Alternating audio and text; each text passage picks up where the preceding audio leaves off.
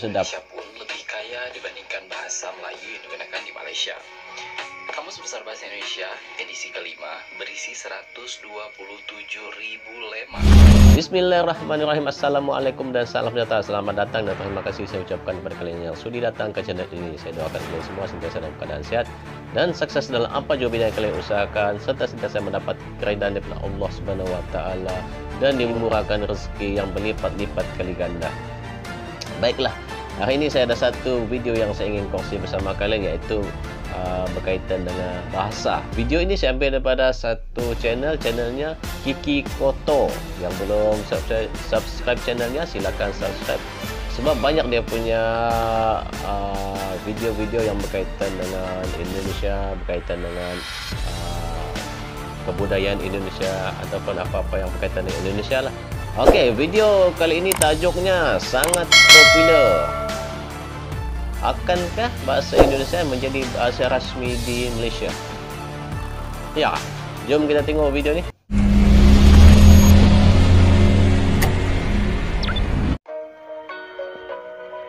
Bahasa Indonesia sekarang sangat populer di Malaysia. Nah, Bahkan konon kabarnya, popularitas bahasa Indonesia telah mampu menggeser bahasa Melayu di Malaysia.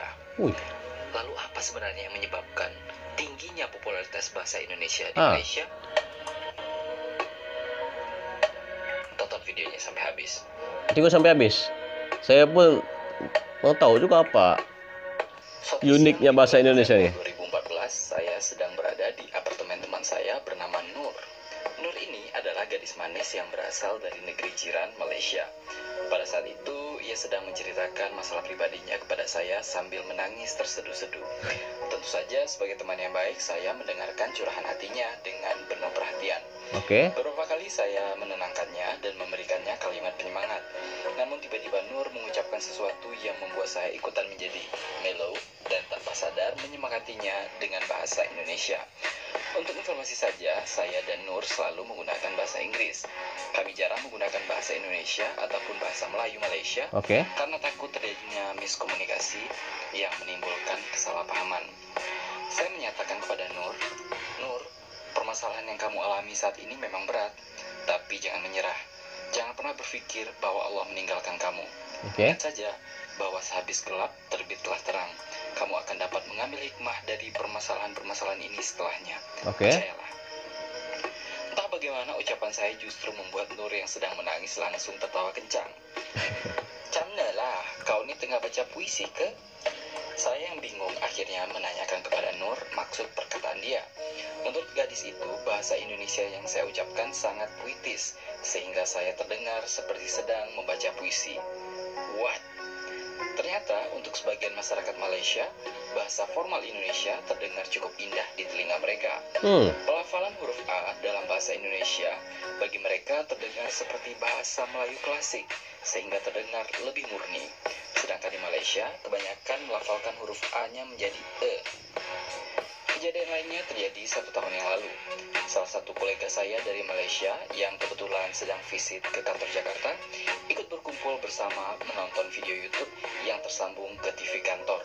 Saat itu kami sedang menonton wawancara Najwa Shihab dengan salah satu anggota DPR. Sambil menonton video, kolega saya ini bertecak pelan. Bahasa Indonesia ini lagi sedap dari bahasa Melayu. Oh ya? Tanya salah satu teman saya saat itu. Kolega saya dari Malaysia mengangguk mengiyakan. Menurutnya, pelafalan bahasa Indonesia terdengar sangat indah mendayu seperti membaca puisi.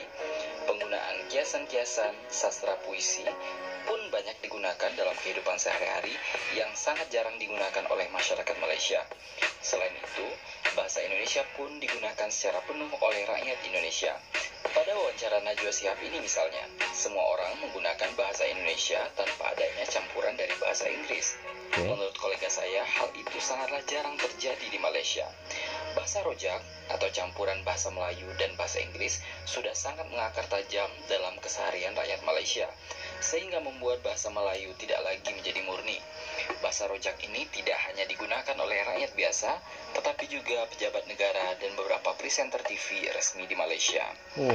Contoh Contoh lainnya terhadap pandangan warga Malaysia terhadap bahasa Indonesia adalah bahwa beberapa teman saya dari Malaysia sangat senang membaca novel-novel Indonesia. Menurut mereka, selain ceritanya lebih menarik, kata-kata dalam bahasa Indonesia pun dianggap lebih puitis dan menyentuh daripada bahasa Melayu Malaysia. Dia ada lembut sedikit lah. Novel buatan Trelie, Andrea Hirata, ataupun Pidi Baik menjadi kegemaran mereka.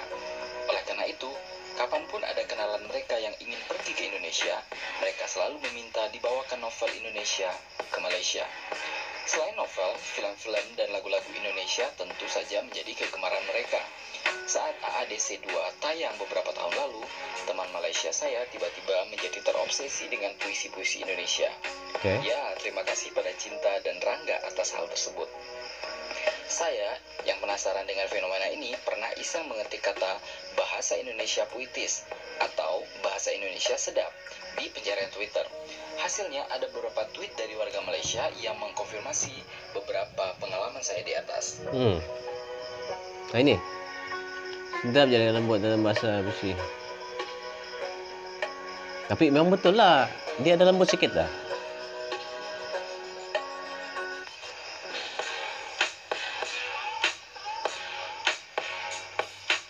Oh, ini dia punya komen-komen lah. Biasa seperti bukan selain menguasai bahasa Indonesia, dia bilang bahasa Indonesia. Action juga itu sedap. Bahasa Indonesia pun lebih kaya dibandingkan bahasa Melayu yang digunakan di Malaysia. Kamus Besar Bahasa Indonesia edisi kelima berisi 127.000 lema. Kamus Dewan edisi keempat berisi 82.900 lema. Tidak salah apabila dikatakan bahwa bahasa Indonesia lebih kaya kosakatanya dibandingkan dengan bahasa Melayu yang ada di Malaysia. Bagi banyak lah. Hal ini bisa disebabkan oleh beberapa hal. Yang pertama, kurangnya kata serapan. Bila diperhatikan, perbedaan antara kosakata bahasa Indonesia dan bahasa Melayu ada di kata serapannya. Dengan menyerap kata dari bahasa asing sebagai sinonim dari kata yang sudah ada, kosakata akan bertambah. Dalam bahasa Melayu, ada kata yang bisa diserap, tapi sayangnya tidak diserap, dan hanya menggunakan kosakata asli. Sebagai perbandingan, dalam bahasa Inggris ada istilah furniture. Dalam bahasa Melayu disebut dengan perabot atau perkakas rumah. Sedangkan dalam bahasa Indonesia disebut dengan perabot rumah tangga, mebel, atau furnitur. Walaupun tidak memiliki sinonim, bahasa Melayu seringnya memiliki kata-kata yang terkesan repetitif dan ada baiknya menyerap kosakata asing. Contohnya, sea dalam bahasa Melayu adalah laut, dalam bahasa Indonesia adalah laut. Kemudian ocean dalam bahasa Inggris, dalam bahasa Melayu disebut dengan lautan, dan dalam bahasa Indonesia disebut dengan samudra. Bahasa Inggris ada sap, dalam bahasa Melayu disebut dengan getah, dan Indonesia juga getah. Kemudian dalam bahasa Inggris ada rubber, kemudian dalam bahasa Melayu masih disebut dengan getah, sementara di Indonesia disebut dengan karet. Kemudian juga dengan kata row dalam bahasa Inggris, dalam Melayu disebut dengan baris, dan di dalam bahasa Indonesia disebut baris. Sementara queue dalam bahasa Inggris, dalam bahasa Melayu masih disebut dengan baris atau barisan, sementara di Indonesia disebut dengan antrian. Beberapa kata memang terkesan kaku dan secara estetika kurang indah apabila hanya bergantung pada kata Melayu yang digabung menjadi satu komponen. Contohnya, kalau dalam bahasa Inggris tapioka, dalam bahasa Melayu disebut dengan ubi kayu, sedangkan bahasa Indonesia disebut dengan tapioka atau tepung singkong. Kata lainnya adalah verb dalam bahasa Inggris, dalam bahasa Melayu disebut kata kerja, sementara dalam bahasa Indonesia lebih beragam, yaitu kata kerja dan verba. Alasan kedua yaitu kurangnya fonologi konsisten dalam pembakuan. Pasalnya, bahasa Indonesia memiliki aturan tegas dalam mengatur bunyi setiap katanya, membuat kata yang diserap terdengar natural dan membaur dengan kata-kata lainnya sehingga memiliki ciri khas Indonesia. Aturan tersebut tidak akan dijelaskan di jawaban ini, namun akan diberikan dalam beberapa contoh. Misalnya dalam bahasa Inggris disebut dengan passport, dalam bahasa Melayu disebut dengan pasport, sedangkan dalam bahasa Indonesia dikenal dengan paspor. Dalam bahasa Indonesia, diftong RT itu tidak pernah terjadi di akhir suku kata dalam bahasa Indonesia. Makanya, kata pasport dalam bahasa Indonesia menjadi paspor. Contoh lainnya juga tentang March. Kata March dalam bahasa Indonesia menjadi Maret atau bulan Maret ya. Sementara dalam bahasa Melayu disebut dengan Mac. Kemudian sausage dalam bahasa Inggris, dalam bahasa Melayu juga disebut dengan sausage, namun tulisannya berubah menjadi tulisan Melayu. Sementara dalam bahasa Indonesia disebut dengan sosis. Bunyi C dan J tidak pernah berada di akhir suku kata dalam bahasa Indonesia. Hal itu sudah sangat tegas diatur di dalam KBBI. Macam pada nampak tuh. FWD. Alasan berikutnya yaitu kurangnya ortografi konsisten dalam pembakuan. Khususnya untuk nama negara dan kota di luar Malaysia, tidak ada pengejaan yang dimelayukan pada banyak nama-nama tempat asing, sehingga menciptakan ilusi tidak kaya tersebut. Kebanyakan mengikuti ejaan bahasa Inggris. Sebagai contoh, dalam bahasa Inggris ada kata Norway, di dalam bahasa Melayu disebut dengan Norway juga, sementara dalam bahasa Indonesia menjadi Norwegia. Kemudian dalam bahasa Inggris ada Oceania, di dalam bahasa Melayu juga disebut dengan Oceania. Sedangkan di dalam bahasa Indonesia disebut dengan Oceania menggunakan S. Kemudian dalam bahasa Inggris ada disebut dengan Cameroon, di dalam bahasa Melayu disebut juga dengan Cameroon tanpa ada perubahan kata. Sementara dalam bahasa Indonesia menjadi Kamerun. Walau begitu, mereka menggunakan beberapa nama tempat dalam bahasa Arab, sedangkan kita menggunakan adaptasi dari bahasa Inggris. Sebagai contoh, kata Ethiopia di dalam bahasa Melayu menjadi Habsyah, sedangkan Indonesia menggunakan istilah Ethiopia. Kemudian Kairo di dalam bahasa Melayu menggunakan kata Kahirah, sementara dalam bahasa Indonesia yaitu Kairo. Kemudian Lebanon di dalam bahasa Melayu menjadi Lebanon, sedangkan dalam bahasa Indonesia menjadi Lebanon. Kemudian Maroko dalam bahasa Inggris, di dalam bahasa Melayu menjadi Maghribi, dan dalam bahasa Indonesia menjadi Maroko. Alasan selanjutnya yaitu kurangnya dorongan pemerintah untuk berbahasa Melayu. Bahasa Melayu adalah pelajaran wajib di sistem pendidikan Indonesia tanpa terkecuali di Malaysia. Meskipun begitu, pemerintah masih mengkategorikan sekolah menjadi 3 kategori. Yang pertama, sekolah kebangsaan atau disebut dengan SK, dengan bahasa Melayu sebagai bahasa perantara. Kemudian, sekolah jenis kebangsaan Cina atau SJKC dengan bahasa Mandarin sebagai bahasa perantara. Kemudian yang ketiga yaitu sekolah jenis kebangsaan Tamil atau SJKT dengan bahasa Tamil sebagai bahasa perantara. Segregasi rasial yang secara tidak langsung ini tidak menguatkan identitas bahasa Melayu sebagai bahasa warga negara Malaysia. Orang etnis Cina di Malaysia menolak untuk berbicara dalam bahasa Melayu ketika melihat orang seperti saya, etnis Tionghoa dari Indonesia. Saya rasa hal yang sama juga terjadi pada kaum Tamil. Karena penuturannya yang tidak beragam, kosakata yang lahir menjadi jarang. Di Indonesia, selain beberapa sekolah internasional yang menggunakan bahasa perantara Inggris untuk kalangan ekonomi atas, sekolah diharuskan menggunakan bahasa Indonesia sebagai bahasa perantara. Tanpa segregasi, warga Indonesia memiliki rasa kepemilikan terhadap bahasanya sendiri dan lebih menggunakannya termasuk kaum minoritas. Akibatnya, muncul kebutuhan akan kosakata baru setiap waktunya untuk mengakomodasi penutur dari berbagai latar belakang. Nah, isu selanjutnya, apakah mungkin penggunaan bahasa Malaysia digantikan oleh bahasa Indonesia? Mengingat banyaknya konten Indonesia yang bertebaran ketimbang bahasa Malaysia. Bahasa negara Malaysia ialah bahasa Melayu. Dan bahasa negara Indonesia adalah bahasa Indonesia. Sempat juga bahasa negaranya dinamakan bahasa Malaysia, tetapi sekarang tampaknya bernama bahasa Melayu. Sebenarnya baik bahasa Indonesia maupun bahasa Melayu tergolong bahasa yang sama secara linguistik, hanya berbeda di variannya. Merujuk kepada glotolog, baik bahasa Indonesia maupun bahasa Melayu tergolong bahasa standar Melayu Indonesia, yang artinya kedua bahasa ini pada dasarnya adalah bahasa yang sama. Jika yang dimaksud adalah bahasa baku, baik bahasa Indonesia maupun bahasa Melayu sangat mirip satu sama lain. Perbedaan ada di antaranya dalam penulisan dan atau pengucapan beberapa kata seperti beda dan beza, bahwa dan bahawa, karena dan kerana. Begitu pula dalam hal kata serapan, di mana bahasa Indonesia banyak menyerap perkataan dari bahasa Belanda, sementara bahasa Melayu dari bahasa Inggris.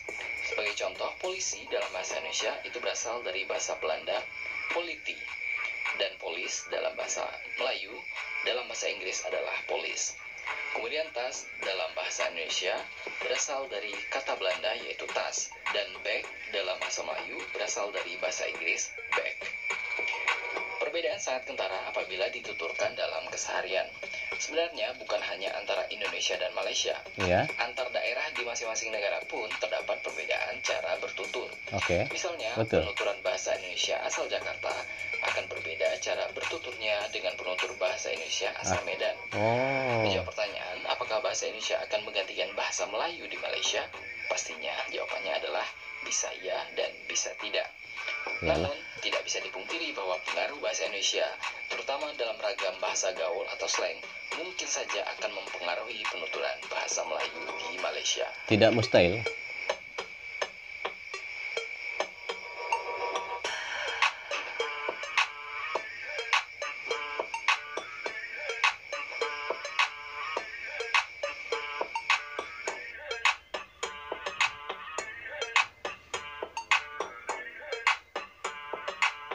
Ya, itu dia tadi video yang dikongsikan oleh Kiki Koto. Videonya tadi bertajuk sangat popular. Akankah bahasa Indonesia menjadi bahasa rasmi di Malaysia? Tidak mustahil.